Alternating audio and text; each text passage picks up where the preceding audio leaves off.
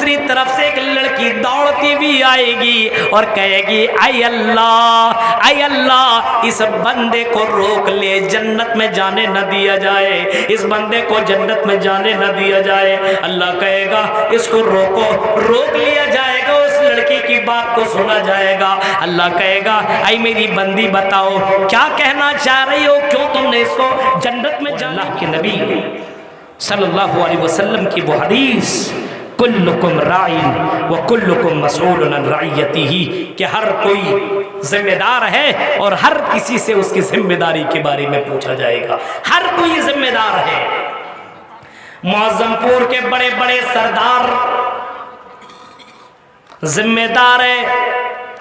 अगर इस मुअज्जमपुर के अंदर बुराई हो तो मुअज्जमपुर के सरदार को क़यामत के दिन उठा करके अल्लाह पूछेगा तेरी सरदारी में ये बुराई हो रही थी, ऐ सरदार तुम क्या कर रहे थे। मुअज्जमपुर के बड़े बड़े चौधरियों को अल्लाह उठाएगा और पूछेगा तुम्हारे यहाँ शराब पी जाती थी, लोग शराब में मस्त हुआ करते थे, तुम लोग क्या कर रहे थे। तुम्हारी लड़कियां जीन्स और टी शर्ट पहन करके घूमा करती थी, तुम्हारी लड़कियां बगैर दुपट्टे के घूमा करती थी, तुमने क्यों उसको रोका नहीं, कोई टोका नहीं। क्या तुमको मैंने इस चीज के लिए दुनिया में पैदा नहीं किया था। अल्लाह सवाल करेगा, क्योंकि अल्लाह के नबी ने फरमाया कुल्लुकुम राइन व कुल्लुकुम मसऊलुन अन रइयतिही, हर कोई जिम्मेदार है, हर किसी जिम्मेदार से कल क़यामत के दिन उसकी जिम्मेदारी के बारे में अल्लाह पूछेगा, सवाल करेगा। बाप जिम्मेदार है बेटों और बेटियों का। आपका बेटा नमाज नहीं पढ़ता तो क़यामत के दिन आपको जवाब देना पड़ेगा, और अगर आपकी बेटी नमाज नहीं पढ़ती तो क़यामत के दिन अल्लाह के सामने जवाब तुम्हें देना पड़ेगा। औरत जिम्मेदार है अपने शौहर का। अगर तुम्हारा शौहर नमाज न पढ़े तो तुम अपने शौहर को नमाजी बनाओ, और शौहर जिम्मेदार है अपने बीवी का। अगर बीवी नमाज न पढ़े तो क़यामत के दिन तुमको जवाब देना पड़ेगा। मेरे भाइयों, अल्लाह के नबी फरमाते हैं कि क़यामत के अल्लाह ताला का आदमी को अल्लाह ताला जन्नत की सर्टिफिकेट दे देगा और उससे कहेगा जाओ जन्नत के अंदर चले जाओ। जन्नत की सर्टिफिकेट अल्लाह ताला दे देगा, जाओ जाओ, तुमने बहुत ज्यादा नेकियां तुमने दुनिया में की, तुमने दुनिया में बहुत अच्छा काम किया, तुमने दुनिया में नमाजें पढ़ी, तुमने दुनिया में कुरान पढ़ा, तुमने दुनिया में तिलावत की, तुमने दुनिया में अच्छा काम किया।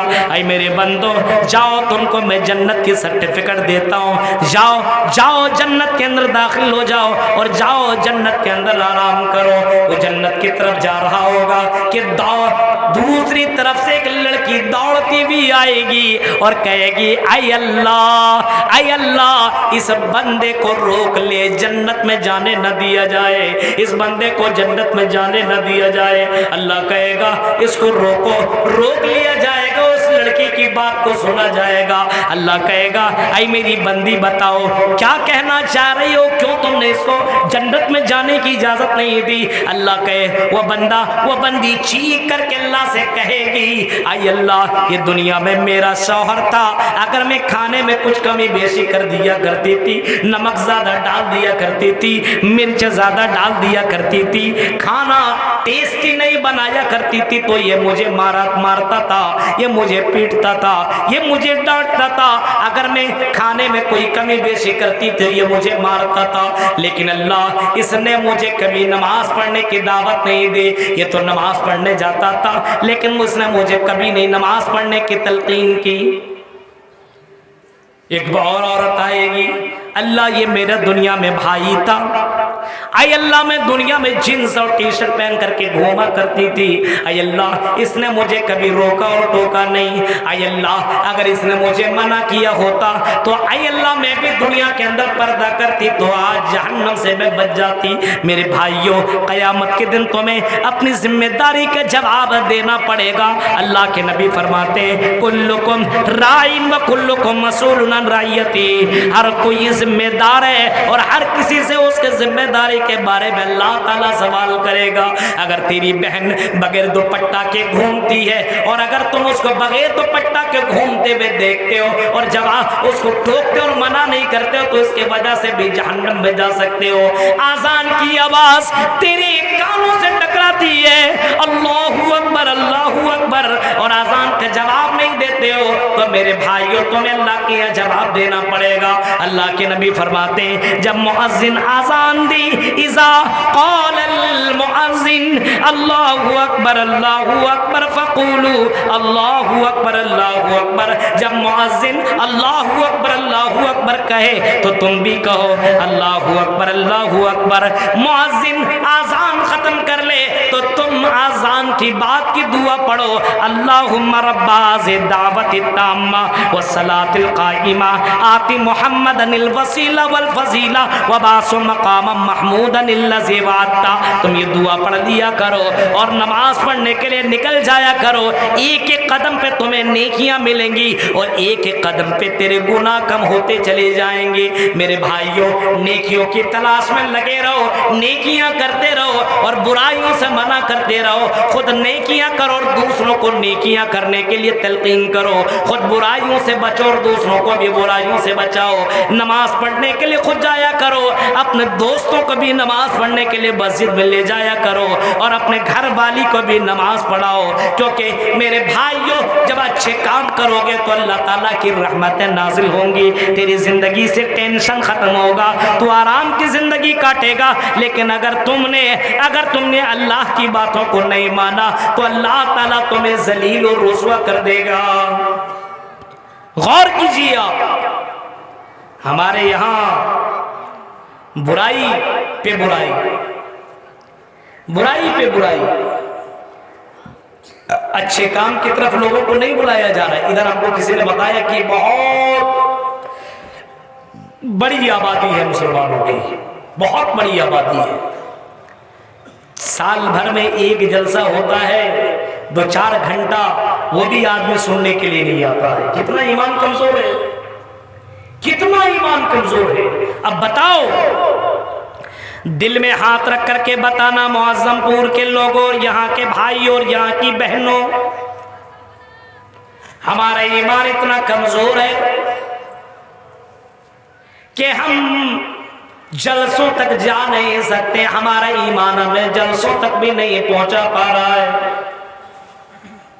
आजान की आवाज जब हमारे कानों से टकराती है तो मस्जिद तक भी हमें हमारा ईमान पहुंचा नहीं पाता है।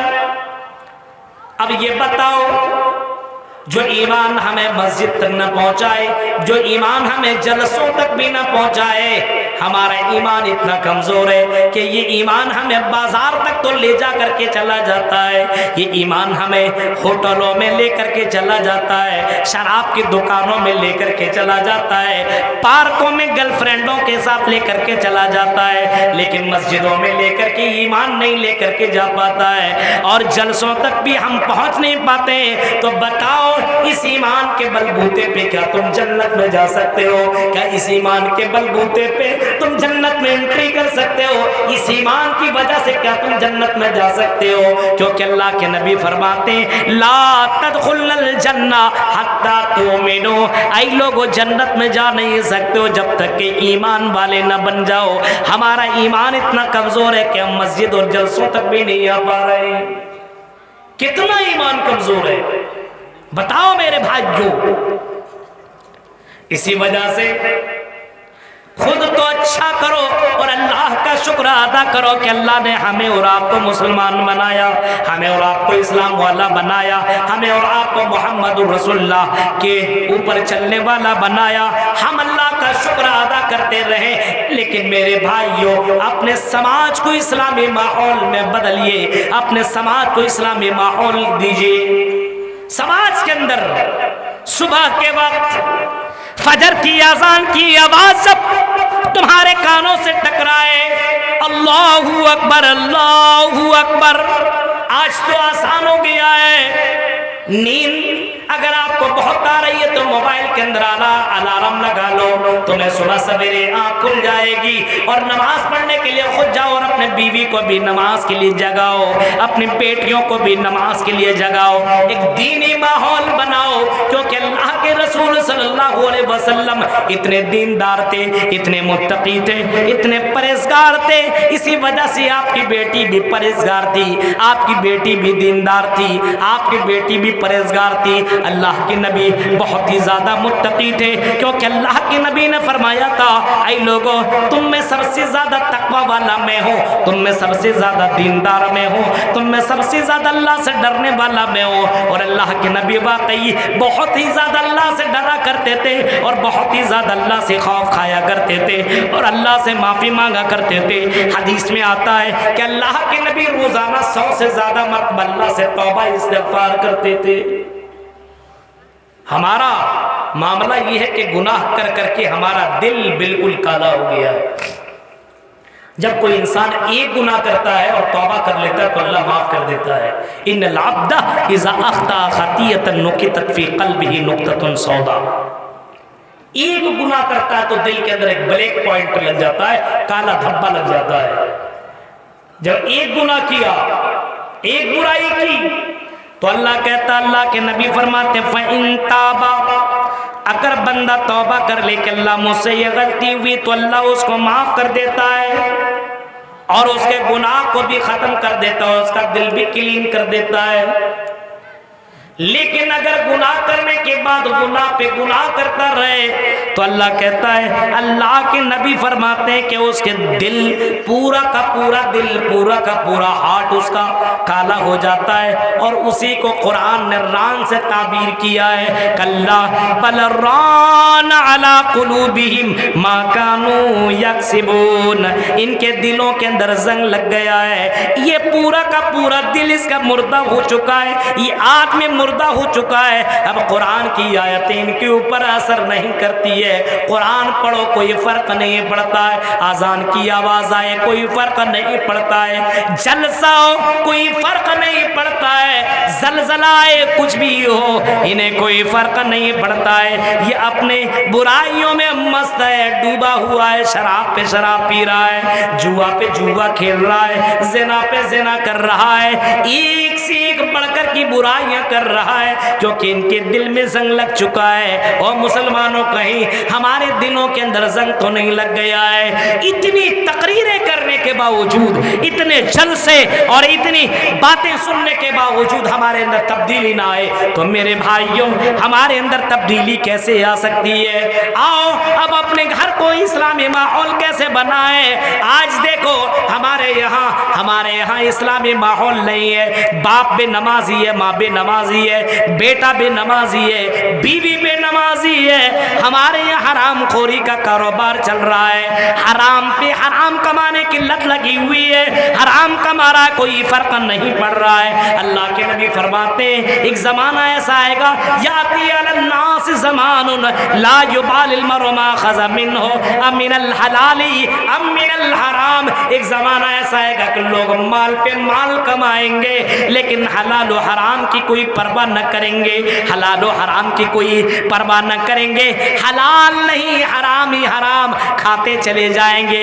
इस वजह से उनको नेकियों करने में दिल नहीं लगेगा, उनको नमाज पढ़ने में दिल नहीं लगेगा, उनको अच्छा काम करने में दिल नहीं लगेगा। मेरे प्यारे साथियों, हमारे बच्चे अगर नाफरमान हो रहे हैं, इसकी वजह यह है कि हम इस्लामी शरीयत से कोसों दूर है, हम इस्लाम को फॉलो नहीं कर रहे हैं, हम रिज़्क़ हलाल नहीं कमा रहे बल्कि रिज़्क़ हराम कमा रहे हैं। अपने माशरे को इस्लामी माशरा कैसे बनाया जाए, उसके लिए पहला काम ये करना पड़ेगा कि आप अपने फैमिली के अंदर इस्लामिक दीनदारी पैदा कीजिए। अल्लाह के नबी ने अपनी बेटी को जो कहा था, ऐ मेरी बेटी तुम क़यामत के दिन की तैयारी कर लो, एक दिन आएगा जिस दिन तुम्हें जवाब देना पड़ेगा अल्लाह के सामने। और हर किसी को, माज़मपुर कलिया चक के लोगों, तुम्हें भी अल्लाह के सामने जवाब देना पड़ेगा। अल्लाह तुमसे पूछेगा, ए जवान ए इंसान, मैंने तुम्हें जिंदगी दी थी, तुमने अपनी जिंदगी को कैसे गुजारा बताओ। जवाब देना पड़ेगा अल्लाह के सामने।